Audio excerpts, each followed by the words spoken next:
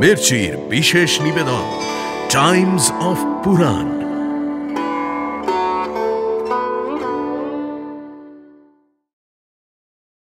রণাঙ্গনে আর একবারও যদি আপনি পাণ্ডবদের স্তুতি করেন তাহলে আমি আপনার জীব ছেদন করব। অর্জুন, এখনই ভূরিশ্রবার দক্ষিণ হস্ত ছেদন করো, বিলম্ব করো না। মিত্র কর্ণ, আর বিলম্ব করো না।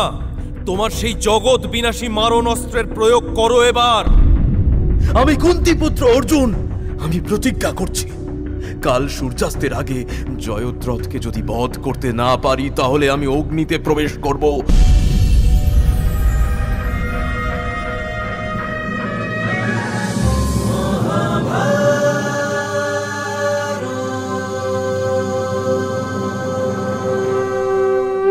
মহাভারত, চিরকালের চিরনতুন। মহর্ষি বেদব্যাস রচিত মহাকাব্য মহাভারতের বাংলা অনুবাদ করেছেন হরিদাস সিদ্ধান্ত বাগীশ, কালীপ্রসন্ন সিংহ, রাজশেখর বসু সহ অনেক বিদগ্ধ পণ্ডিত।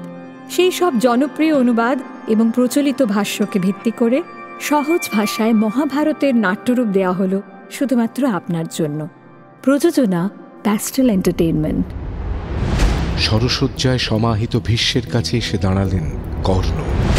ওদিকে ভগদত্তের বৈষ্ণবাস্ত্রের আঘাতে অনিবার্য মৃত্যু থেকে অর্জুনকে বাঁচিয়ে দিলেন কৃষ্ণ। পাণ্ডবদের পরাক্রম দেখে দ্রোণাচার্যের প্রতি বিষোদ্গার করলেন দুর্যোধন। অপমানে বিধ্বস্ত দ্রোণ এবার কালান্তক চক্রব্যূহ রচনা করে পাণ্ডব মহারথী বধের প্রতিজ্ঞা করলেন।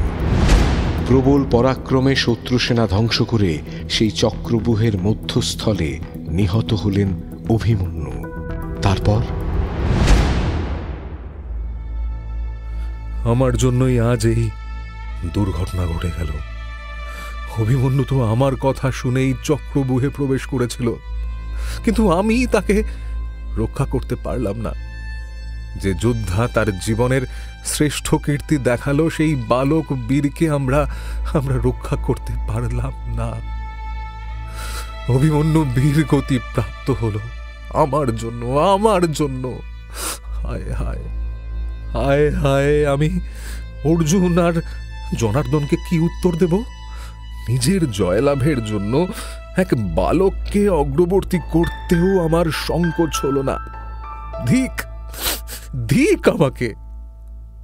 সুভদ্রাকে কি উত্তর দেব আমি?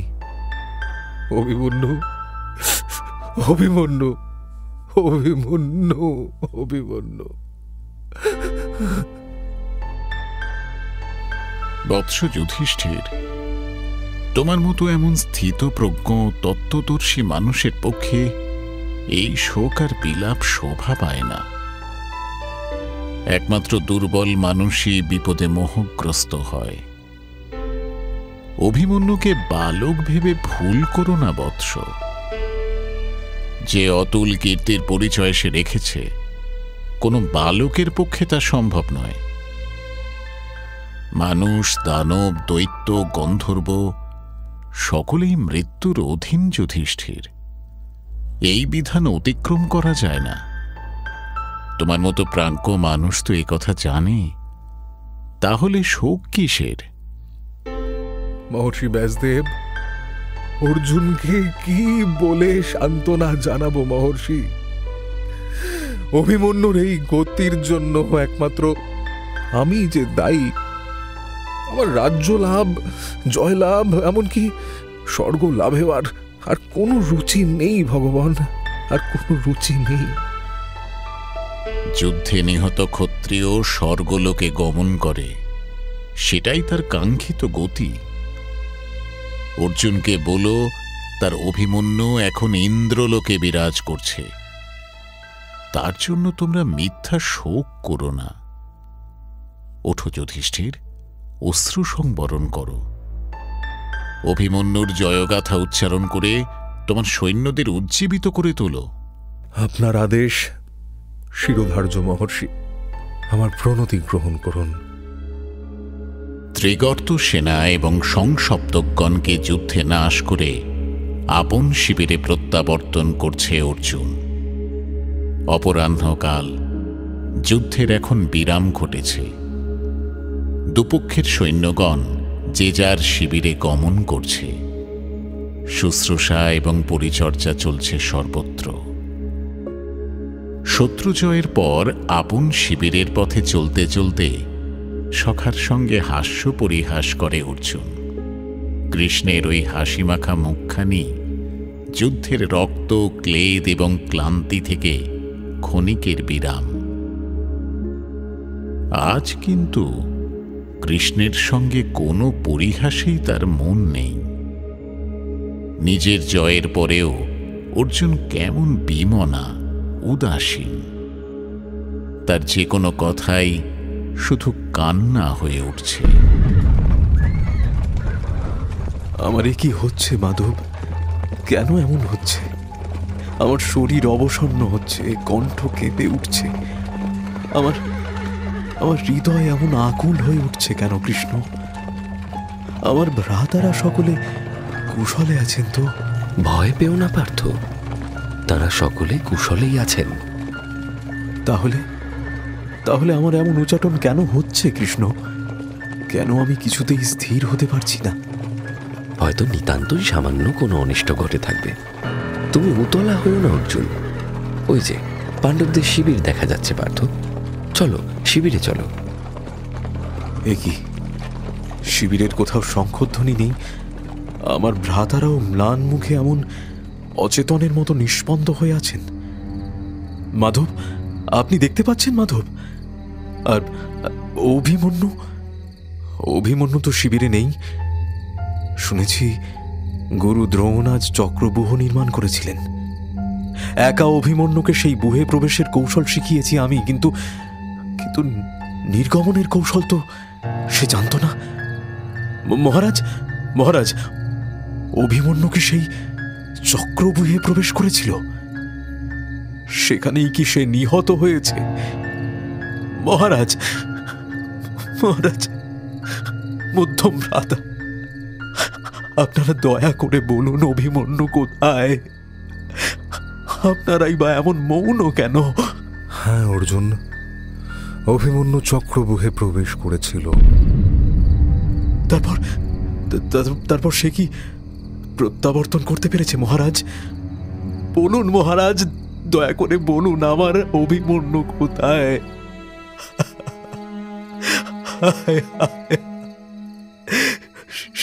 সে নিশ্চয়ই আমাকে স্মরণ করেছিল, নিশ্চয়ই সে ভেবেছিল তার পিতা তাকে উদ্ধার করতে আসবে, কিন্তু আমি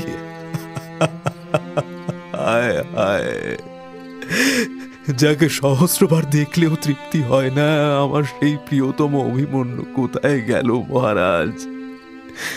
তাকে দেখতে না পেলে এখনই আমি জমালয়ের উদ্দেশ্যে প্রস্থান করব। বিজয়লক্ষ্মী রাজ্য লাভ কোনো কিছুতেই আমার স্পৃহা নেই। দ্রোণ, কর্ণ, দুর্যোধন, দুঃশাসন, শল্য মিলে আমার বালক পুত্রকে অভিমন্যু।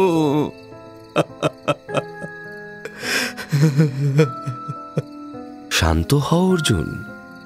ক্ষত্রিয়ের পক্ষে যা পরম গৌরবের, অভিমন্যু সেই লোক প্রাপ্ত হয়েছে। তুমি শোক করছো কেন? মনুষ্য জীবনের পক্ষে যা কাঙ্ক্ষিত, যা অনিবার্য সত্য, সে সব কথাই তুমি জানো অর্জুন। তোমাকে তো সব বলেছি। তোমার ভ্রাতাদের, তোমার পক্ষের বীরগণকে তুমি সান্ত্বনা প্রদান করো পার্থ। কে সব? আমি সুভদ্রাকে, দ্রৌপদীকে, বধূ উত্তরাকে কি বলবো? কি সান্ত্বনা দেব? আপনি বলে দিন। এই পাণ্ডব বীরগণ, মহারথী রাজাগণ, এদের আস্ফালন শুধু মুখেই। একজন বালককে এরা রক্ষা করতে পারলেন না। সভায় যে বিক্রম এরা প্রকাশ করতেন, সেই বিক্রম আসলে আস্ফালন মাত্র, তার কোনো সারবত্তা নেই। অর্জুন, চক্রব্যূহের মুখে কালান্তক জমের মতো প্রহরায় ছিল জয়দ্রথ। তাকে ধনঞ্জয় ভিন্ন অপর পাণ্ডবদের একদিনের জন্য জয় করার আশীর্বাদ করেছিলেন স্বয়ং মহাদেব। সেই আশীর্বাদে বলিয়ান হয়ে জয়দ্রথ আমাদের সকলকে আজ পরাস্ত করেছে। জয়দ্রথ! কাল যদি জয়দ্রথ দুর্যোধনকে ত্যাগ করে পলায়ন না করে, অথবা মহারাজ যুধিষ্ঠির বাসুদেব কৃষ্ণ কিংবা আমার কাছে প্রাণ ভিক্ষা না করে, তাহলে তাকে হত্যা করব আমি কুন্তিপুত্র অর্জুন। আমি প্রতিজ্ঞা করছি, কাল সূর্যাস্তের আগে জয়দ্রথকে যদি বধ করতে না পারি, তাহলে আমি অগ্নিতে প্রবেশ করব, অথবা মাতৃহন্তাগণ যে নরকে দণ্ড লাভ করে সেখানে গমন করব আমি। সুরাসুর, ব্রহ্মর্ষি, দেবর্ষি, স্থাবর, জঙ্গম বা রসাতলের কেউ তাকে রক্ষা করতে পারবে না। আমি শরাঘাতে তার শিরচ্ছেদন করব। গান্ডীব হাতে তুলে নিয়ে সক্রোধে টঙ্কার দিল অর্জুন। কৃষ্ণ তার পাঞ্চজন্যে ধ্বনি তুললেন। পাণ্ডব শিবিরের মহারথীরা সিংহনাদ করে উঠল। অর্জুনের প্রতিজ্ঞার সঙ্গে সঙ্গে পাণ্ডব পক্ষের রণদামামা বাজতে শুরু করল। সেই বাদ্যের শব্দে এবং দূত মুখে সকল কথা শুনে প্রাণ ভয়ে ভীত জয়দ্রথ উদ্বিগ্ন হয়ে দুর্যোধনের শিবিরে এসে উপস্থিত হল। মহারাজ দুর্যোধন, অর্জুন আমাকে বধ করবে বলে প্রতিজ্ঞা করেছে। আপনি অনুমতি দিন, আমি আর যুদ্ধ করব না। আপনার মঙ্গল হোক মহারাজ। আমি আমার আপন রাজ্যে প্রত্যাবর্তন করব, অথবা এমন স্থানে আত্মগোপন করব যাতে পাণ্ডবরা আমাকে আর দেখতে না পায়। এ কি জয়দ্রথ, তুমি স্বয়ং রথী শ্রেষ্ঠ মহাবীর, তুমি পাণ্ডবদের ভয় পাচ্ছ। আমরা তোমাকে রক্ষা করব জয়দ্রথ। আমাদের বেষ্টনীতে সম্পূর্ণ নিরাপদে থাকবে তুমি। গুরু দ্রোণ অর্জুনকে যেমন শিক্ষা দিয়েছেন, তোমাকেও তো দিয়েছেন। দ্রোণাচার্যের শিষ্য হয়ে তুমি অর্জুনকে ভয় পাচ্ছ জয়দ্রথ। ভীত জয়দ্রথকে আশ্বাস প্রদান করে তাকে দ্রোণাচার্যের শিবিরে নিয়ে এলো দুর্যোধন। গুরু দ্রোণ তাকে সান্ত্বনা দিয়ে বললেন, তিনি পরদিনের যুদ্ধে এমন ব্যূহ রচনা করবেন যা অর্জুনও ভেদ করতে পারবে না। সেই ব্যূহের মধ্যে কর্ণ, অশ্বত্থামা, ভূরিশ্রবা, বৃষসেন, কৃপাচার্য এবং শল্য তাকে রক্ষা করবে। দ্রোণাচার্যের আশ্বাসে শান্ত হয়ে আপন শিবিরে প্রত্যাবর্তন করল জয়দ্রথ। সুভদ্রা উত্তরাকে সান্ত্বনা প্রদান করে অর্জুনের শিবিরে এলেন কৃষ্ণ। তাকে কুশসজ্জায় শয়ন এবং শিব পূজার বিধান দিয়ে আপন শিবিরে বিশ্রাম করতে গেলেন কৃষ্ণ। যাওয়ার আগে সারথী দারুককে আহ্বান করে বললেন, দারুক, অর্জুন এক ভীষণ প্রতিজ্ঞা করেছে। অর্জুনের চেয়ে প্রিয়তর আমার কেউ নেই। কাল আমি এক আশ্চর্য মায়ার সৃষ্টি করব। রাত্রি প্রভাত হলেই তুমি রথসজ্জা সম্পূর্ণ করবে। সেই রথে যেন আমার সকল অস্ত্রই বিদ্যমান থাকে। যথা আজ্ঞা প্রভু, আপনি যেমন আদেশ দিলেন আমি ঠিক তেমন কাজই করব। মহাদেবের পূজা এবং ধ্যান করতে করতে নিদ্রামগ্ন হল অর্জুন। নিদ্রাকালে এক আশ্চর্য স্বপ্ন দেখল সে। অর্জুন দেখল কৃষ্ণ তাকে বলছেন, পাশুপত অস্ত্র ভিন্ন জয়দ্রথকে বধ করা সম্ভব নয়। তারপর অর্জুনের দক্ষিণ হস্ত ধারণ করে শূন্য পথে তিনি কৈলাসের শিবলোকে উপস্থিত হলেন। কৃষ্ণার্জুনের স্তুতিতে তুষ্ট হয়ে মহাদেব স্বয়ং অর্জুনকে পাশুপত অস্ত্রের প্রয়োগ বিদ্যার শিক্ষা দান করলেন। অর্জুনের এই স্বপ্ন বৃত্তান্তের কথা শুনে পাণ্ডবগণ স্বস্তি লাভ করল। তারপর মহাবীর সাত্ত্বকীকে যুধিষ্ঠিরের রক্ষণে নিযুক্ত করে অর্জুনকে নিয়ে কৌরব অভিমুখে ধাবিত হলেন কৃষ্ণ। দ্রোণাচার্য আজ চক্র শকট ব্যূহ রচনা করেছেন। তার পশ্চাতে রয়েছে পদ্ম নামক এক গর্ভব্যূহ। সেই ব্যূহের মধ্যে সূচিব্যূহ রয়েছে। কৃতবর্মা সেই সূচিব্যূহের সম্মুখে এবং বিশাল সৈন্যে পরিবেষ্টিত জয়দ্রথ তার এক পার্শ্বে অবস্থান করছে। চক্রশকট ব্যূহের সম্মুখে স্বয়ং দ্রোণাচার্য রইলেন। তাঁকে অতিক্রম না করে বুহ ভেদ করা অসম্ভব। দুর্যোধনের দুই ভ্রাতা দুর্মর্শন এবং দুঃশাসনের সৈন্য সংহার করে অর্জুনকে সেই বুহের সম্মুখে নিয়ে এসে কৃষ্ণ বললেন, অর্জুন, ভূমিতে মাথা স্পর্শ করে আচার্য দ্রোণের অনুমতি নিয়ে তুমি এই বুহে প্রবেশ করো। গুরুদেব, আপনি আমার পিতৃতুল্য। অশ্বত্থামার মতো আমিও আপনার রক্ষক। সুতরাং আপনার অনুমতি ভিন্ন এই বুহে আমি প্রবেশ করতে পারি না। আমাকে সেই অনুমতি দান করুন গুরুদেব। আমার প্রতিজ্ঞা রক্ষা করুন আপনি। কিন্তু অর্জুন, আমাকে হত্যা না করে তুমি জয়দ্রথের কাছে যেতে পারবে না। আমার সঙ্গে যুদ্ধ করো সব্যসাচী। না অর্জুন, এখানে বৃথা কালক্ষয় করো না। দ্রোণাচার্যকে জয় করতে তুমি পারবে না। অন্য পথ অবলম্বন করো।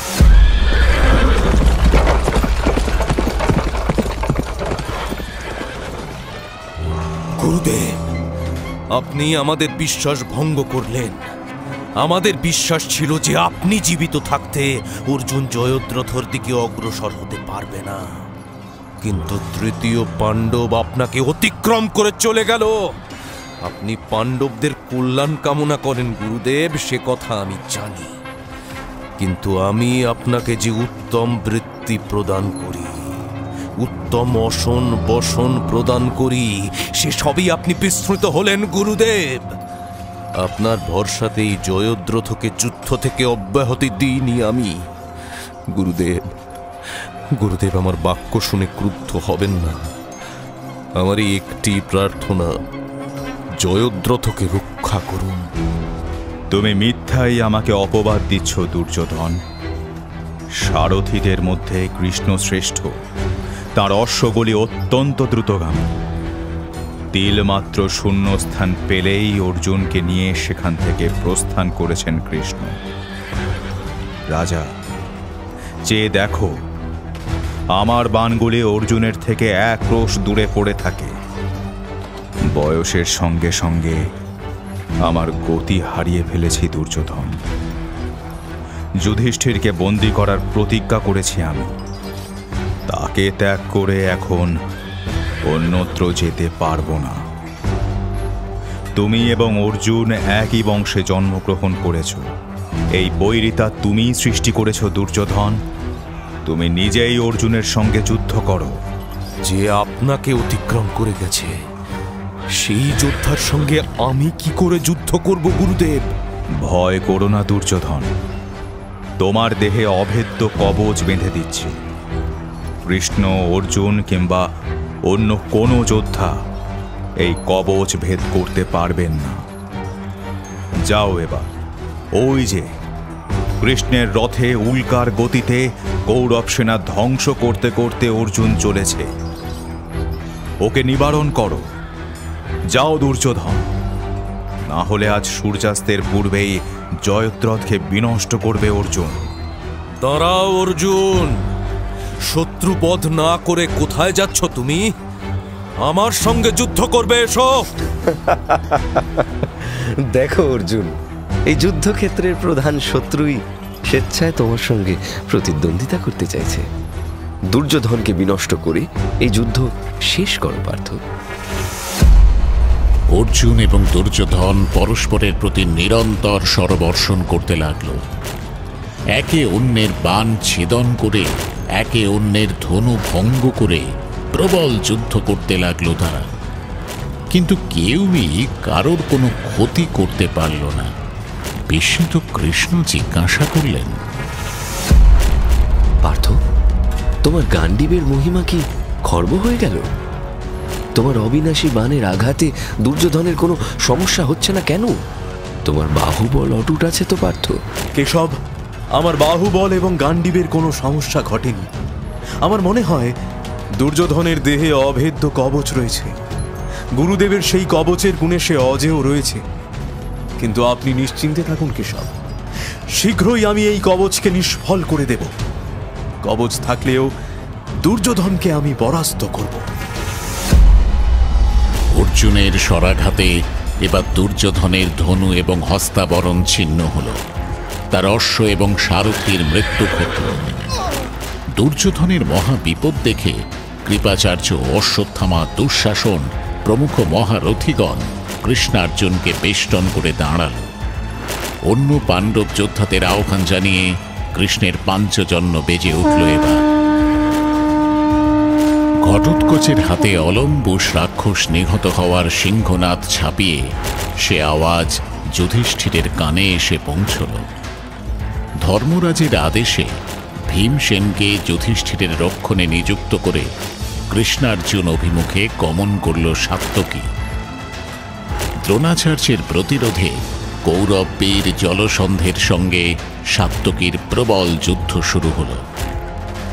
সাত্যকীর বাণে জলসন্ধ নিহত এবং দ্রোণাচার্য ক্ষতবিক্ষত হলে কৌরব মহাবীরগণ দ্রোণকে রক্ষা করতে এগিয়ে এল।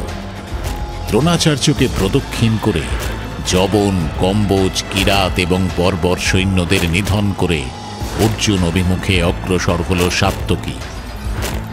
বহুক্ষণ অতীত হল। সাত্যকী অথবা কৃষ্ণার্জুনের কোনো উল্লাসের শব্দ কানে এলো না। যুধিষ্ঠির চিন্তিত হয়ে ভীমসেনকে অর্জুনের কাছে প্রেরণ করল। অর্জুন এবং সাত্যকীর মতোই ভীমসেনের পথ রুদ্ধ করলেন দ্রোণাচার্য। ভীম উত্তর দিলেন, হে ব্রাহ্মণ, আপনার বিনা অনুমতিতেই অর্জুন এই বাহিনী ভেদ করেছে। আমিও করব। আমি অর্জুনের মতো দয়ালু নই, তাই আপনার প্রতি কোনো দায় আমার নেই। আপনি আমার শত্রু। অস্ত্র দ্বারা আপনাকে আঘাত করার সময় আমার মধ্যে কোনো পাপ বোধ জন্মাবে না। এই দেখুন, আমার গদার আঘাতে আপনার সারথি, রথ, ধনু সবই নিপতিত করলাম আমি। দুর্যোধনের 3 পাপিষ্ঠ ভ্রাতাকেও বিনষ্ট করলাম। যান ব্রাহ্মণ, যেখান থেকে এসেছেন সেখানেই ফিরে যান। চলো সারথি।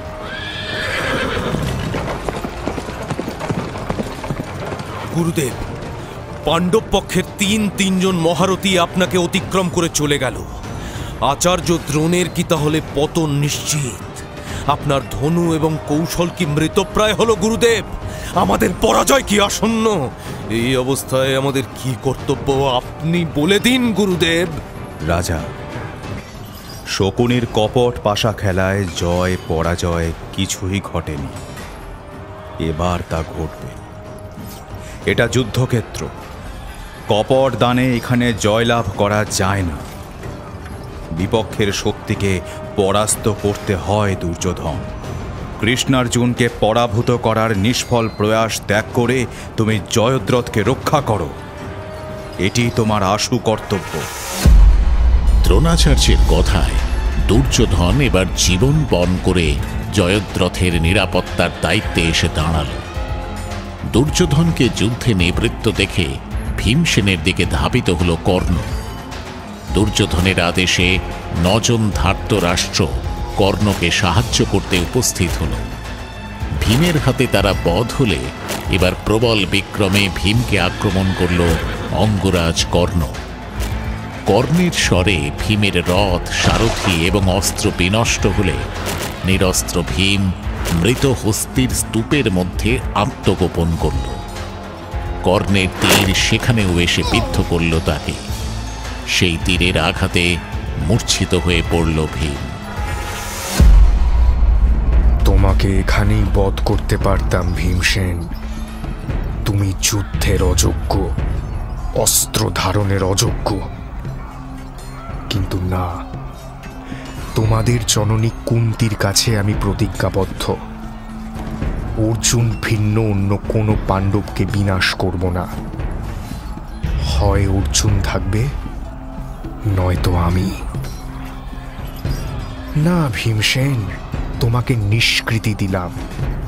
তুমি বেঁচে থাকো, উদর পূর্তি করে ভোজন করো, পাচকদের নিয়ে সুখে থাকো। চলো সারথি, জয়দ্রথ অভিমুখে চলো। যুদ্ধ না করে কোথায় চলে যাচ্ছ মহাবীর কর্ণ? আমার রথ এবং অস্ত্র খণ্ডন করেছ বলে নিজেকে অজেয় ভাবছ তুমি? পূর্বে বহুবার তোমাকে পরাজিত করেছি। তোমার কুলের মতো তোমার বুদ্ধিও অতি নীচ। তাই নিজেকে নিয়ে তোমার অহংকারের শেষ নেই। হে বালক, সর্বাগ্রে অস্ত্র ধারণ করতে শেখো তুমি, তারপর যুদ্ধ করবে। যুদ্ধ করাটা মহারথীদের কর্ম। তোমার মতো নির্বোধের এখানে কোনো স্থান নেই। চলো সারথি। কর্ণ! গমনোদ্যত কর্ণর পশ্চাৎধাবন করে তীর বর্ষণ করতে লাগলো অর্জুন এবং সাত্যকী। সাত্যকীর রথে আরোহণ করে ভীমসেন কর্ণর দিকে ধাবিত হল। দুর্যোধনের নির্দেশে মহারথী ভূরিশ্রবা এবার কর্ণকে রক্ষা করতে এগিয়ে এলো। সাত্যকী বাধা দিতে এলে তাকে পরাস্ত এবং ভূমিতে নিপতিত করে পদাঘাত করল ভূরিশ্রবা। তারপর নিরস্ত্র সাত্যকীর কেশ আকর্ষণ করে তার শিরশ্ছেদ করতে গেল সে। অর্জুন, এখনই ভূরিশ্রবার দক্ষিণ হস্ত ছেদন করো, বিলম্ব করো না। যথা আজ্ঞা কেশব, তাই করছি। কি করলে অর্জুন? আমি তো তোমার সঙ্গে যুদ্ধ করিনি, অন্যের সঙ্গে যুদ্ধে রত ছিলাম। হে কেমন রণনীতি তোমার! বৃষ্ণি এবং অন্ধক বংশ সর্বদাই অধর্ম করে, ওই কৃষ্ণের কোনো নীতি জ্ঞান নেই। তুমি জানো না অর্জুন? নিরস্ত্র সাত্যকীকে বধ করে তুমি বা কোন নীতির পরিচয় দিচ্ছিলে ভূরিশ্রবা? বালক অভিমন্যুকে হত্যার সময় তোমাদের নীতি জ্ঞান কোথায় ছিল? ভূরিশ্রবা, তুমি পুণ্যাত্মা। তুমি ধ্যান যোগে দেবগণের বাঞ্ছিত বিষ্ণু লোকে গমন করো। গরুর তোমাকে সেই লোকে নিয়ে যাবে। যোগযুক্ত হও ভূরিশ্রবা, আমি তোমাকে আশীর্বাদ করছি। ভূমিতে মস্তক স্পর্শ করে যোগযুক্ত হল ভূরিশ্রবা। চিত্তকে একাগ্র করে স্থির হয়ে রইল সে। সেইক্ষণেই সাত্যকীর চেতনা ফিরে এলো। বিকট হুঙ্কার দিয়ে খড়গ নিয়ে ধ্যানমগ্ন ভূরিশ্রবার দিকে ধাবিত হল সাত্যকী। ভূরিশ্রবা! ভূরিশ্রবা! সাত্যকী, ক্ষান্ত হও, এমন কর্ম করো না। সাত্যকী! সাত্যকী, নিবৃত্ত হও। ভূরিশ্রবা এখন ধ্যানমগ্ন, ওকে স্পর্শ করো না। সাত্যকী! কখনো নয়। আমাকে ক্ষমা করুন কেশব। আমাকে যুদ্ধে যে পদাঘাত করে সে স্বয়ং ঋষি হলেও তাকে বধ করব আমি, এই আমার প্রতিজ্ঞা। পাপিষ্ঠ ভূরিশ্রবা, তোর মুন্ড ছেদন করে আমি শান্তি লাভ করব। সাত্যকীর খড়গাঘাতে কাটা পড়ল ভূরিশ্রবার মুন্ড। কৌরব শিবিরে হাহাকার ধ্বনি উঠল। কৃষ্ণার্জুন এবং সাত্যকীর নিন্দা করতে লাগলো তারা। কৃষ্ণ কিন্তু সেদিকে দৃষ্টিপাত না করে অর্জুনের রথ নিয়ে জয়দ্রথের উদ্দেশ্যে ধাবিত হলেন। সূর্যাস্তের আর বিশেষ বিলম্ব নেই পার্থ। এর মধ্যেই জয়দ্রথকে বধ করতে হবে। শীঘ্র প্রস্তুত হও। মিত্র কর্ণ, ওই দেখো অর্জুন আসছে। জয়দ্রথকে যদি রক্ষা করতে পারি তাহলে অচিরেই সূর্যাস্ত ঘটবে। অর্জুনের প্রতিজ্ঞা আর পূর্ণ হবে না। সর্বশক্তি নিয়োগ করো মিত্র, জয়দ্রথকে রক্ষা করতেই হবে। অর্জুনের স্বরবর্ষণে কর্ণ, কৃপাচার্য, অশ্বত্থামার দেহ ক্ষতবিক্ষত হল। ভয়ঙ্কর অর্জুনের সম্মুখে কেউই আর দাঁড়াতে পারল না। অর্জুনের বাণে জয়দ্রথর সারথীর মুন্ড কাটা পড়ল, তার ধ্বজ ভূপতিত হল। ইতিমধ্যে সূর্য অস্তাচলের দিকে ঢলতে শুরু করেছেন দেখে কৃষ্ণ বললেন, অর্জুন, কৌরব পক্ষের 6 জন মহারথীকে পরাস্ত না করে জয়দ্রথকে বধ করা যাবে না। এদিকে সূর্যাস্তের বিলম্ব নেই। আমি যোগ বলে সূর্যকে আবৃত করছি। সূর্যাস্ত হয়ে গেছে মনে করে জয়দ্রথ যখনই বুঝ ত্যাগ করে তোমার সম্মুখে এসে দাঁড়াবে তখনই তাকে হত্যা করো পার্থ। আমি প্রস্তুত আছি কেশব, আপনি মহাযোগ প্রয়োগ করুন। যোগীশ্বর কৃষ্ণ স্বয়ং এবার যোগযুক্ত হলেন। তার যোগের প্রভাবে সূর্য আড়াল হয়ে আকাশ জুড়ে পরিব্যাপ্ত হলো অন্ধকার। কৌরব সৈন্যদের মধ্যে হর্ষধ্বনি উঠল। সকলেই ভাবল সূর্যাস্ত হয়ে গেছে, এবার অর্জুন নিশ্চয় অগ্নিতে প্রবেশ করবে। এ কথা ভেবে আনন্দে উৎফুল্ল হয়ে উঠল জয়দ্রথ। বুহের সম্মুখে এসে দাঁড়িয়ে ঊর্ধ্বে মুখ তুলে সে সূর্যাস্ত দেখতে লাগল। শোনো অর্জুন, জয়দ্রথের পিতার নাম বৃক্ষক্ষদ্র। সমন্ত পঞ্চক নামক স্থানে তিনি এখন উগ্র তপস্যা করছেন। জয়দ্রথের মস্তক ছেদন করে তার ছিন্ন মাথাটি আকাশপথে উড্ডীন অবস্থায় ওই পাপিষ্ঠের পিতার ক্রোড়ে নিক্ষেপ করো, তাহলে তুমি রক্ষা পাবে। জয়দ্রথের পিতার অভিশাপ তাহলে আর কার্যকর হবে না। কৃষ্ণের পরামর্শে মন্ত্রসিদ্ধ পাশুপথ তুল্য অস্ত্র নিক্ষেপ করল অর্জুন। সেন পক্ষীর মতো দ্রুত বেগে সেই বাণ গিয়ে জয়দ্রথর মুন্ড কেটে ঊর্ধ্বে বহন করে নিয়ে গিয়ে তপস্বী বৃদ্ধ ক্ষত্রর ক্রোড়ে নিক্ষেপ করল। ত্রস্ত হয়ে দাঁড়িয়ে রইলেন বৃদ্ধ ক্ষত্র। জয়দ্রথর ছিন্ন শির এবার ভূমি স্পর্শ করার সঙ্গে সঙ্গেই তার পিতার মাথাটিও শত খণ্ডে খণ্ডিত হয়ে গেল। ঠিক তখনই কুরুক্ষেত্রের আকাশে পুনরায় অন্ধকার অপসৃত হয়ে সূর্যদেব দর্শন দিলেন। কৃষ্ণের দুস্তর মায়ার কথা বুঝে হাহাকার করতে লাগল কৌরবগণ। ভীম, সাত্যকী, কৃষ্ণ, অর্জুন তখন প্রবল গর্জনে সিংহনাদ করে উঠলেন। পাঞ্চজন্যে ধ্বনি তুললেন কৃষ্ণ স্বয়ং।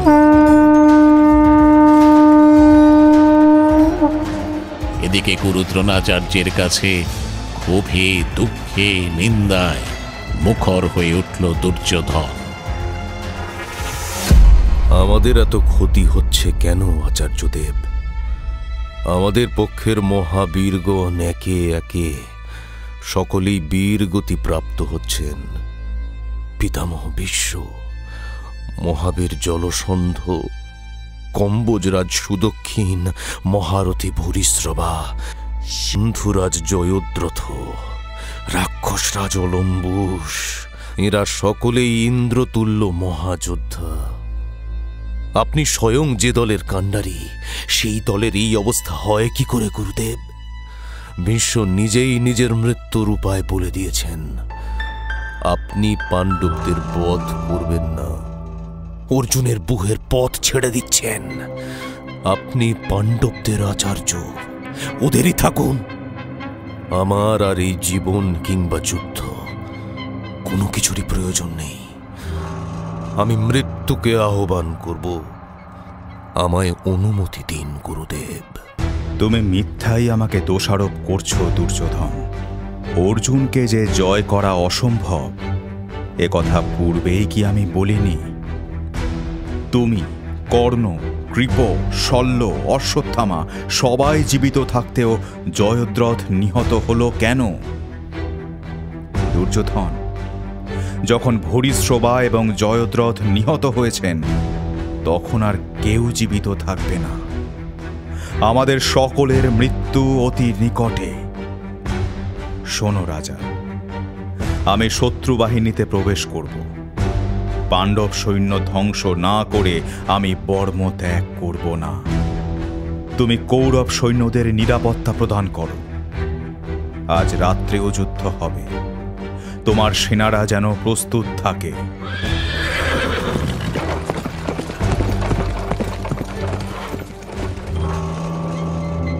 এই ব্রাহ্মণ পথ না দিলে অর্জুন কিছুতেই ওই বুহে প্রবেশ করতে পারত না কর্ণ। অর্জুনের সে ক্ষমতা নেই আমি জানি। অর্জুন বরাবরই তাঁর প্রিয়, তাই আমার পক্ষে যুদ্ধ করলেও আমার প্রতি তিনি তুষ্ট নন। প্রাণ রক্ষার জন্য ভীত জয়দ্রথ আপন রাজ্যে প্রত্যাবর্তন করতে চেয়েছিল। গুরুদেবের অভয়দানে আমি আশ্বস্ত হয়ে তাকে নিষেধ করেছিলাম। আমি না, এ আমার বিরাট ভুল ছিল কর্ণ, বিরাট ভুল। জয়দ্রথ আজ জীবিত থাকতে পারত, শুধু আমার জন্যই।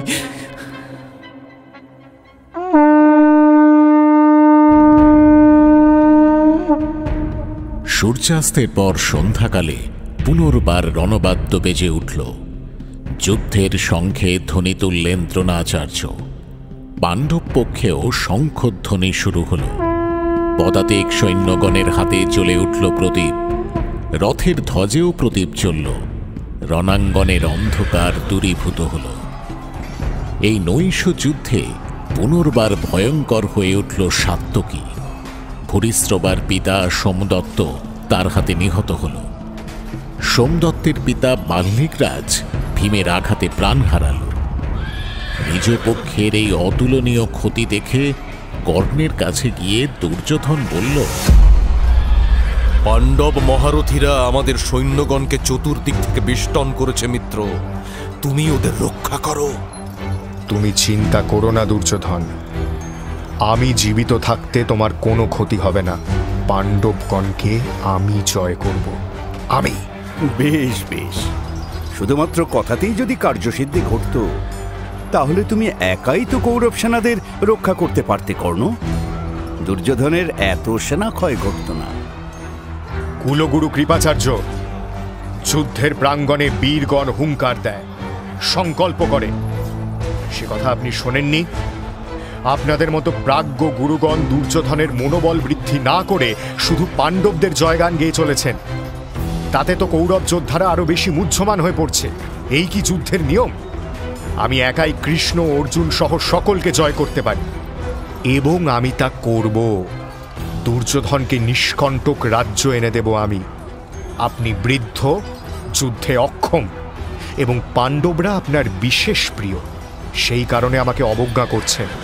শুনুন ব্রাহ্মণ, রণাঙ্গনে আর একবারও যদি আপনি পাণ্ডবদের স্তুতি করেন তাহলে আমি আপনার জীব ছেদন করব। গাঢ় অন্ধকারে ভয়ানক যুদ্ধ শুরু হলো। সেই যুদ্ধে একবার পাণ্ডব, একবার কৌরবরা জয়ী হতে লাগল। বিপক্ষের সেনানীদের দেখা গেলেও স্পষ্টভাবে চিনে নেওয়া যাচ্ছে না। সুতরাং বীরগণ উচ্চস্বরে নিজেদের নাম এবং গোত্র শুনিয়ে অপরপক্ষের শত্রুগণকে প্রহার করতে লাগল। কর্ণের মারাত্মক শরাঘাতে পাণ্ডব সৈন্যরা ছত্রভঙ্গ হতে শুরু করল। স্তূপা আকারে মৃতদেহ জমে উঠতে লাগল। কর্ণের প্রবল বিক্রমের সামনে পাণ্ডব পক্ষের কোনো বীরই যুদ্ধ করতে পারছে না দেখে সেই মহানিশার তীব্র যুদ্ধের মাঝে রণভূমিতে দাঁড়িয়ে মনে মনে ঘটোৎকচকে আহ্বান করলেন কৃষ্ণ স্বয়ং। তীব্র রণহুঙ্কার, মারণ অস্ত্রের ভয়ানক পীড়ন, করুণ আর্তনাদ এবং অশ্ব হস্তির প্রবল চিৎকারের মধ্যে কুরুক্ষেত্রের রাত্রের আকাশ আরো ঘোর কৃষ্ণবর্ণ ধারণ করল। বাতাস রুদ্ধ হল। কোনো প্রবল ঝঞ্ঝা দেখা দেওয়ার আগে চারিদিক যে স্তব্ধ ভাব ধারণ করে, কুরুক্ষেত্র রণাঙ্গনের প্রকৃতিও এখন ঠিক সেই রকম ভাবে স্থির হয়ে আছে। অর্জুনের রথের সম্মুখে সেই গাঢ় তমসা ধীরে ধীরে এবার এক আকার নিতে শুরু করল। স্ফীত, বিশাল, ভয়ানক সেই আকার। সুউচ্চে এক ভীষণ দর্শন মুখমণ্ডল, রক্তবর্ণের দুটি চক্ষু, তার দুই স্কন্ধ যেন আকাশ স্পর্শ করেছে। ভূমি অবধি নেমে এসেছে দুই বাহু। পদভারে পৃথিবীর বুকে প্রবল কম্পন শুরু হল। পর্বতের থেকে উচ্চ, আকাশের মতো বিশাল, ঘন মেঘের চেয়েও গভীর কৃষ্ণবর্ণ সেই ভয়ঙ্কর পুরুষ তার দুই প্রকাণ্ড হাত আপন বক্ষস্থলে রেখে মেঘের মতো জলদ গম্ভীর স্বরে বলল, ঘটোৎকচের প্রণাম গ্রহণ করুন। বাসুদেব কৃষ্ণ, খুল্লতাত ধনঞ্জয়কে প্রণাম জানাই। জয়ী হও বৎস ঘটোৎকচ, তোমাকে এখন পাণ্ডবদের বিশেষ প্রয়োজন। আজ্ঞা করুন গোবিন্দ, আপনার যে কোনো আদেশ পালনে আমি প্রস্তুত। তোমার আত্মীয়গণের সমূহ বিপদ, তুমি ভিন্ন অন্য কেউ তাদের রক্ষা করতে পারবে না পুত্র। মহাবীর কর্ণ অক্লেশে পাণ্ডব সৈন্য নিধন করছে, তাকে নিবৃত্ত করা আজ দুঃসাধ্য। কর্ণর হাতে পাণ্ডবদের অসংখ্য রথী, মহারথী, পদাতিক এবং অশ্ব গজ সারথীর মৃত্যু ঘটেছে। এই নিশীথকালীন যুদ্ধে পাঞ্চাল, সৃঞ্জয়, যাদব প্রমুখ বীর যোদ্ধাগণ অসহায় মৃগশাবকের মতো পলায়ন করছে। একমাত্র তুমি কর্ণকে নিবৃত্ত করতে পারবে ঘটোৎকচ। সাত্যকী তোমার রক্ষক হয়ে থাকবেন। আপনার আজ্ঞা শিরোধার্য বাসুদেব। আমি একাই কর্ণ, দ্রোণ, দুর্যোধন এবং অন্যান্য ক্ষত্রিয় বীরগণকে নিধন করব। আজ এমন যুদ্ধ করব যা মানুষের স্মৃতিতে চিরকাল উজ্জ্বল হয়ে থাকবে। এই নিশীথকালে রাক্ষস শ্রেণী অধিক বলবান হয়ে ওঠে। তোমার রাক্ষসী মায়ার জয় হোক পুত্র। কৃষ্ণার্জুনকে প্রণাম করে তীব্র আক্রোশে ভয়ানক গর্জন করতে করতে বিপুল বেগে কর্ণের দিকে ধাবিত হল ঘটোৎকচ। তার করাল দন্ত, নীল বর্ণ, পিঙ্গল শ্বশ্রু, আকর্ণ বিস্তৃত মুখ এবং বিকট জটার মতো চূড়া বাঁধা কেশ দেখে কৌরব সৈন্যগণ আতঙ্কে আর্তনাদ করতে লাগল। শত অশ্বে বাহিত তার বৃহৎ রথের নিচে কত শত পদাতিক যে প্রাণ হারালো তা কেউ জানে না। ভয়ানক বেগে কর্ণের প্রতি শরবর্ষণ শুরু করল ঘটোৎকচ। তার বাণের গতিতে কর্ণের তীর, ভল্ল সবই ব্যর্থ হয়ে যেতে লাগল। কর্ণের বাণ বর্ষণকে ব্যর্থ করে অন্ধকার রাত্রে এবার মায়া যুদ্ধ শুরু করল ঘটোৎকচ। একবার সে দৃশ্য হয়, পরক্ষণেই অদৃশ্য হয়ে অন্তরাল থেকে অস্ত্র বর্ষণ করতে থাকে।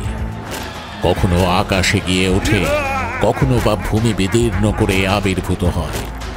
সহসা নিজেকে সিংহ, ব্যাঘ্র, সর্প, তীক্ষ্ণচঞ্চু পক্ষী, পিশাচ কিংবা অন্যান্য ভয়ঙ্কর প্রাণীতে রূপান্তরিত করে যুদ্ধ করতে লাগলো ঘটোৎকচ। ঘটোৎকচের সেই সকল রূপকে এক এক করে শরাঘাতে বধ করতে লাগলো কর্ণ। কিন্তু ঘটোৎকচের বিক্রমকে কিছুতেই রোধ করা গেল না। তার প্রবল শক্তির সম্মুখে অসহায় কুরুসেনার আর্তনাদ আকাশ বাতাস মথিত করে তুলল। ঘটোৎকচের এই প্রলয়কাণ্ড দেখে অলায়ুধ নামে এক রাক্ষস দুর্যোধনকে এসে বলল, মহারাজ, হিড়িম্ব, বক এবং কিরমির নামে তিনজন রাক্ষস আমার মিত্র ছিল। এই তিনজনকেই বধ করেছে ওই পাপাত্মা ভীমসেন।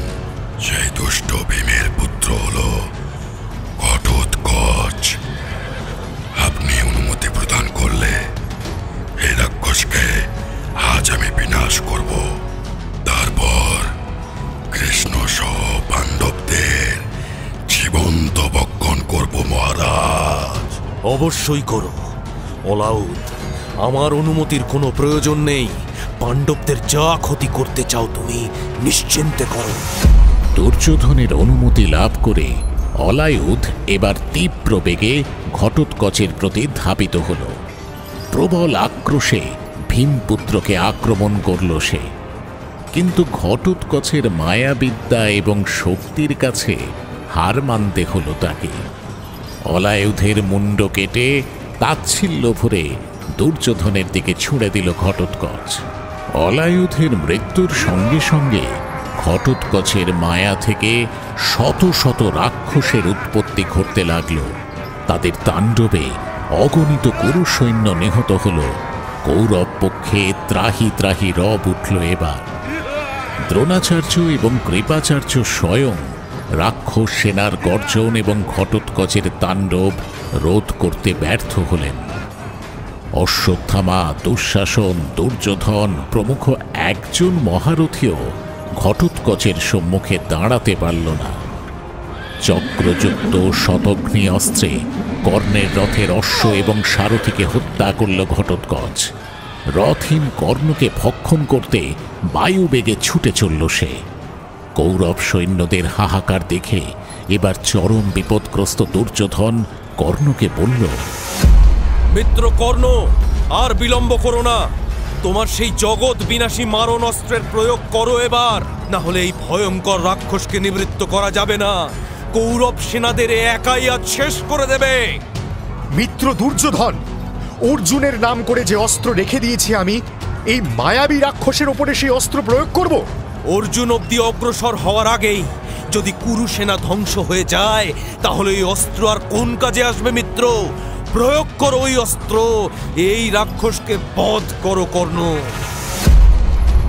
কৌরব সৈন্যদের হাহাকার, ঘটোৎকচের তাণ্ডব এবং দুর্যোধনের আদেশ একসঙ্গে এই তিনের সমন্বয়ে ঘটল। এবার অর্জুনকে বধ করার জন্য যে বহু সাধনালব্ধ অস্ত্রটি সযত্নে রেখেছিল সে, এবার সেই অগ্নির মতো দীপ্যমান এবং মৃত্যুর মতো ভয়ঙ্কর শক্তি অস্ত্রের প্রয়োগ ঘটাল কর্ণ। ইন্দ্র প্রদত্ত সেই শক্তি অস্ত্রের সামনে থেকে চকিতে অন্যত্র সরে গেল ঘটোৎকচ। কিন্তু সকল মায়া ভেদ করে সেই অস্ত্র তার বক্ষ বিদীর্ণ করে নক্ষত্রমণ্ডলীর মধ্যে মিশে গেল। প্রবল হুঙ্কার দিয়ে তার হিমালয় প্রমাণ শরীর নিয়ে কৌরব সেনাদের দিকে মুখ করে ভূপতিত হল ঘটোৎকচ।